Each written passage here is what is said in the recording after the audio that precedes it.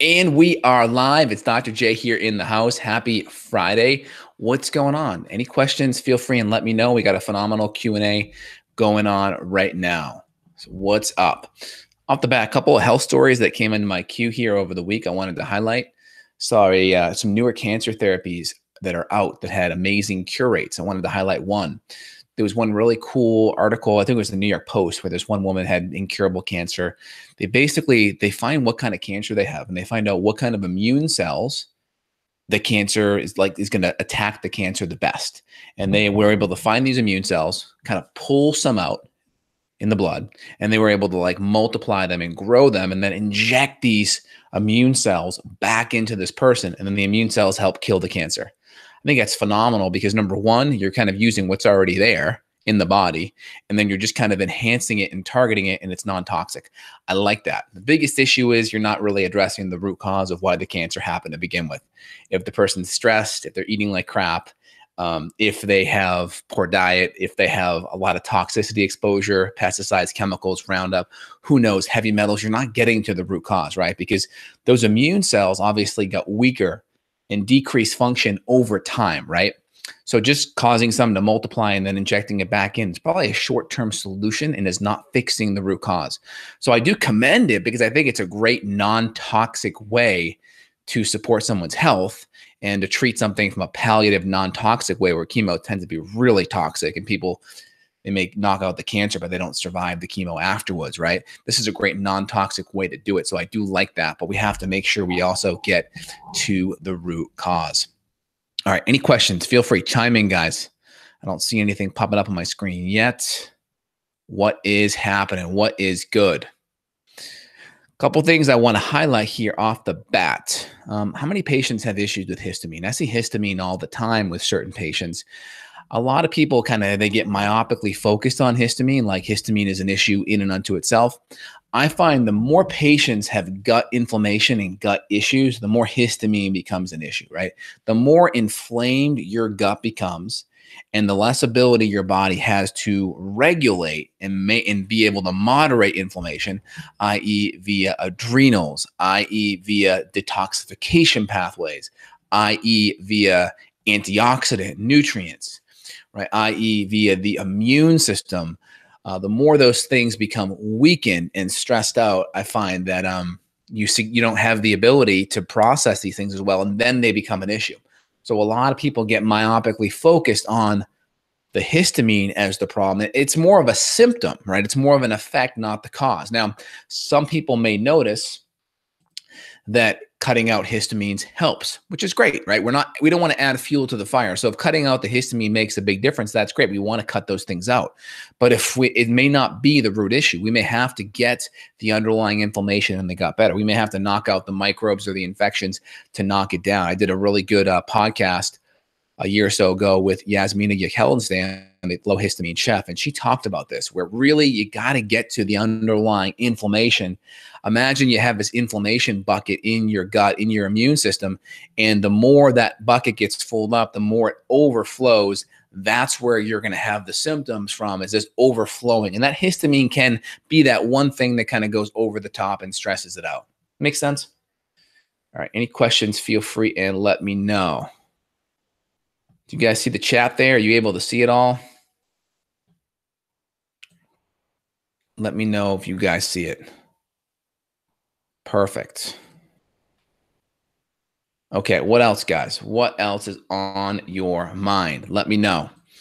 All right, so I talked about the histamine component. I think it's really, really important.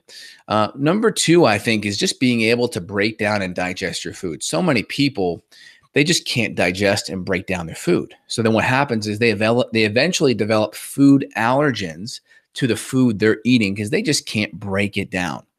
I just had a patient 1 minute ago with a lot of gut inflammation, had ate some food that caused a little flare action, and it was still eating a lot of solid foods, a lot of fibrous raw foods.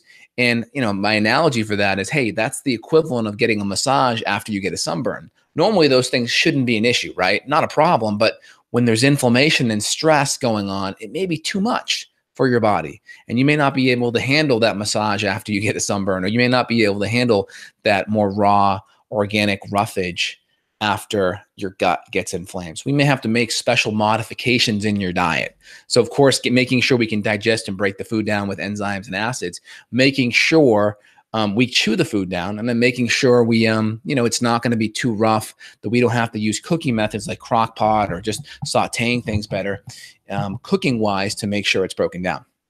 All right, I got a Facebook question here. Let me hit that up. Lisa writes in, how to get rid of fungal overgrowth on the skin, did Candida cleanse and nystatin for 5 months. So fungal infections on the skin. So number one, we want to topically make sure we get the gut stuff dialed in. It sounds like you did that. You mentioned Candida cleanse. So I imagine you're cutting out a lot of the refined carbohydrates, the higher sugar carbs. That's great. The next thing is we need to hit it topically. So there's a couple soaps you can get. One from Purely Northwest or ART Naturals. ART Naturals, they have some really good antifungal soaps. That was number one. Number two. Number three, we should probably get a really good antifungal cream. I like one. It's called The Mother of All Creams by Perea. The Mother of All Creams. I like that one. We'll put the link below here right after the show. I'll go and get that Amazon link in there for you so you don't have to go hunt it down. I like that one. Natural, really good clean ingredients, really good antimicrobials in there, and it's pretty gentle. It helps with eczema, dermatitis, and fungal stuff as well. I like it. So that could be a big help for you. Riley writes in, how much meat is too much? Could too much meat lead to fermenting in your gut and creating toxin burden? Well, number one, if it's fermenting in your gut, you're going to feel it. You're going to feel bloated after your meal. That's number one. Number two, you're not going to feel good after your meal. All right. So the first thing is make sure you have enough stomach acid and enzymes on board so you can break that down. So if you have enough stomach acid and enzymes, you shouldn't feel bloated and you shouldn't feel distended after the meal, unless you're eating a huge steak, right? But you should feel relatively good after a meal. So if you feel bloated, then you probably want to just work on acids and enzymes. If you have the acid and enzymes dialed in and you still feel bloated, then maybe you just cut that amount down to whatever allows you to feel relatively good after a meal. Most people, meat magnifies poor digestion because it's harder to break down, it's harder to process. So the easiest first things to do is chew it up well enough. Make sure you're eating in a non-stressed environment, and then make sure you maximize enzymes and hydrochloric acid so you can break the meat down adequately. Does that make sense? Hope it does. So any food that you can't break down can be a stressor in your gut. So the first thing to do is make sure you chew it up well. Make sure you add enzymes and acids so you can process it well. And then if you are eating too much, you can just taper it down just a bit and figure out where that sweet spot is regarding what you can handle. All right, hope that helps there. Anything else, guys, let me know. I'm going to jump on a patient call in here in just a minute. Lisa writes in, love the papaya for psoriasis. Thanks. Yeah, it's great. I mean, I think you'll do well with that. Give that a try. Topically hit that on the fungus. You could even put that on your nails as well if you have a fungal nail there. I have an herbal nail fungus soak. If you look at my store, justinhealth.com/shop, a fungal soak that you mix with apple cider vinegar. That's also a very, very good one too, to help with the nail fungus along with the cream on top of that. Cool. What else? I got a Thyroid Summit interview coming up just a bit. I got some great people coming up today, so I'm looking forward to getting that info. If you're listening to this, head over to thyroidresetsummit.com, thyroidresetsummit.com. Sign up for the summit. It'll be here this fall. I'm interviewing some of the best and brightest minds in thyroid health, so really excited to share y'all some info there. Side effects of too much meat and protein over time. I mean, again, I'm not worried about too much meat or protein over time. A lot of people talk about, oh, kidneys or this or that. It's really a myth. If you look in the scientific literature, there's really no data on that it causes kidney failure or any kidney stress. Now, if you already have kidney disease and then you're eating lots of protein, that's where protein can be an issue. But that's because you have kidney disease to begin with. And if you look at the main cause of kidney disease, 80% of all kidney transplants are actually done to patients that are diabetics. What does that tell you? High blood sugar is probably going to be one of the most damaging things to your kidneys to begin with. And we know the prolificness of, let's just say, diabetes and blood sugar and insulin resistance in our society. We know that's the issue. If you look at macronutrient ratios over the course of the last century, what you're going to see is fat's actually gone down, protein's been flatlined, and carbohydrates have gone up. So you can't say more disease in a certain area is because of a nutrient's flatline. That's obviously not the issue, right? And we definitely know fat and sugar tend to be an inverse correlation, because as you pull fat out, especially in the refined foods, the junk foods, you tend to have to add more sugar in because to make it more palatable, right? Or you put a whole bunch of refined junky sugar in that messes up your gut microbiome like Splendor does, or aspartame, which is an excitotoxin, which can create stimulation of your cell neurons to death. So that's another component there. So I'm not worried about meat being a stressor for the most part. Some people do better with meat and they feel phenomenal with it. The more impaired your digestion is, use amino acids, collagen, those type of things that are pre-broken down that put less stress on your gut. Find out the right amount that you can eat. Typically a palm to a fist to a full hand. You know, the bigger you are, the bigger your hand is on average. So that's a pretty good rule of thumb for you. And if you have a harder time, just make sure you cook it, put it in a soup, take some enzymes and acids to really help dial that in for y'all. Okay. Any other questions, guys? I'm not getting any chats here on my YouTube today. I got a lot of people watching. I'm not sure if my chats are down. So feel free and let me know if you guys can hear this. Just give me a thumbs up or something. Well, if you're enjoying this, give me a thumbs up and a share as well. Appreciate it. Head over to the Thyroid Reset Summit. Anything else on your mind, feel free and let me know. So outside of that, a couple other things I wanted to highlight while y'all are waiting here. A couple other things I talked about, antibiotics, right? Big thing last week in the New York Times was the fact that a lot of these antibiotics, the largest amount of antibiotics are being used on our animals, like feed-wise. This is important, right? If you care about your microbiome, the conventional animal protein that you're going to be eating is going to have a major effect on your microbiome. And they showed that the animals treated with more antibiotics actually fattened up faster.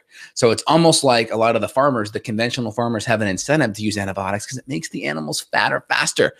Not good, because there's a good chance that if these animals are getting fatter faster from antibiotics and you're consuming them, you may be getting fatter faster as well.